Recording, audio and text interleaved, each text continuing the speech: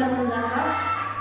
ప్రియదేవుని బిడ్డలారా, ప్రతి ఉదయకాలం ఎంతో ఆత్మీయంగా ఒక వాక్కు నుంచి దేవుడు బలపరుస్తూ ఉండగా ఈ నెల కూడా దేవుడు ఏ వాగ్దానం ఇస్తున్నాడు చూద్దాం. పరిశుద్ధ లేఖన గ్రంథం నుంచి కీర్తనలు 128 దావీదు కీర్తన 1 వచనం చదువుతున్నాను. దేవుని బిడ్డలారా, యెహోవా యందు భయభక్తులు కలిగి ఆయన త్రోవల యందు నడుచువారు ధన్యులు.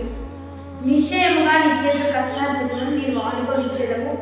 నీవు ధన్యుడివి, నీకు మేలు కలుగును. ఈరోజు దేవుడు మనకి ఇస్తున్న ఉదయకాలమనే గొప్ప వాగ్దానం, నీవు ధన్యుడివి.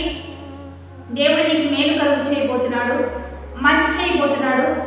ఎందుకంటే నీవు యెహోవా యందు భయభక్తులు కలిగి జీవించడం బట్టియే, ఆయన త్రోవల్లో నడవడం బట్టియే, ఉదయకాలమే వాగ్దానం చూస్తూ వాగ్దానం పథకంగా జీవించడం బట్టియే, దేవుని జ్ఞాపకం చేసుకుని ఈరోజు అంతా దేవుడు నాకు తోడై ఉండాలనే మంచి తీర్మానం బట్టియే, ఈ తీర్మానం నీలో వస్తూ ఉండగానే, నువ్వు చూస్తూ ఉండగానే, అంగీకరిస్తూ ఉండగానే దేవుడు నీకు మేలుతో తృప్తిపరచబోతున్నాడు.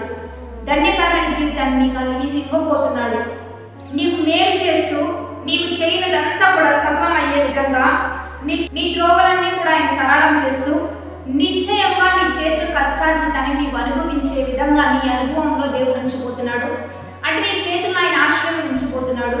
నువ్వు చేసే ఏ పనినైనా దాన్ని ఆశీర్వాదంగా దేవుడు మార్చబోతున్నాడు, దీవెనకరంగా మార్చబోతున్నాడు. చిన్న పనైనా పెద్ద పని అయినా, అది ఏ పనైనా నీ చేతులను దేవుడు అభిషేకించబోతూ ఉండగా ఈ గొప్ప ఆధిక్యత ఎంతో మందికి లేదు. దేవుని బిడ్డరా, ఎన్నో పనులు చేస్తూ అది కలిసి రాక, అది సమకూర్చబడక, దానిలో ఫలింపు లేక ఎంతో మంది వేదన పడి వారి భూమి మీద ఉంటూ ఉండగా ఈ గొప్ప ధన్యత నీవు మాత్రమే ఎందుకు ఇస్తున్నాడంటే నీవు ఆయన యందు భయభక్తులు కలిగి జీవించడం బట్టియే, ఆయన త్రోవల్లో ఉండడం బట్టియే ఈ గొప్ప ఆశీర్వాదం నీకు ఇస్తూ ఉండగా చేతులతో నిండాలుగా పనిచేయడానికి, దేవుని స్థుతించడానికి ఎప్పటికప్పుడు సిద్ధపడుతూ ఉండు.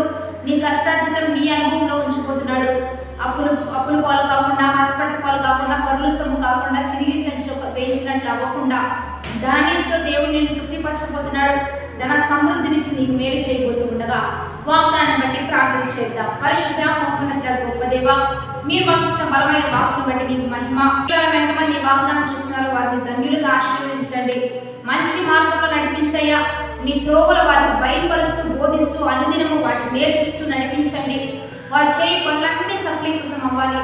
వారి కష్టార్జితం వారి అనుభవంలో ఉండినట్లుగా సహాయం చేస్తూ, ప్రతి మేలు, ప్రతి దీవెన బిడ్డలకు సహాయం చేస్తూ ఈ దినమెల్లా మీరు తోడుగా ఉండండి. వృత్తి, వ్యాపారాలు, చేతి పనులు, ఉద్యోగాలు, చదువులు, వివాహాలు, గర్భఫలాలు, ప్రతి విషయంలో మీరే మేలు చేస్తూ, మీరే ఆశీర్వదిస్తూ, ఆశీర్వాద గృహంగా మారుస్తూ నీ ఘనమైన నామానికి మహిమ తెచ్చుకోమని ప్రభువైన యేసుక్రీస్తు నామం పేరిట అడిగి పెట్టుకుని ప్రార్థిస్తున్నాము గొప్ప తండ్రి, ఆమేన్. కాబట్టి దేవుని బిడ్డలారా, మంచిగా లైక్, షేర్, కామెంట్ చేసి దైవికంగా సిద్ధపడండి. దేవుని బిడ్డలారా, 40 దిన ఉపవాసాలు జరుగుతున్నాయి. ఈ రోజు 32వ ఉపవాసారాధన.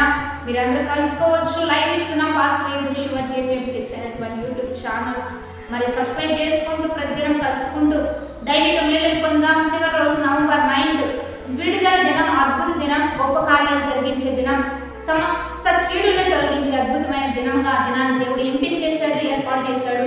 కాబట్టి ఆ దినం రండి, మా అందరం కలుసుకొని విడుదల పొందుతూ దేవుని చేత దీవించబడదాం.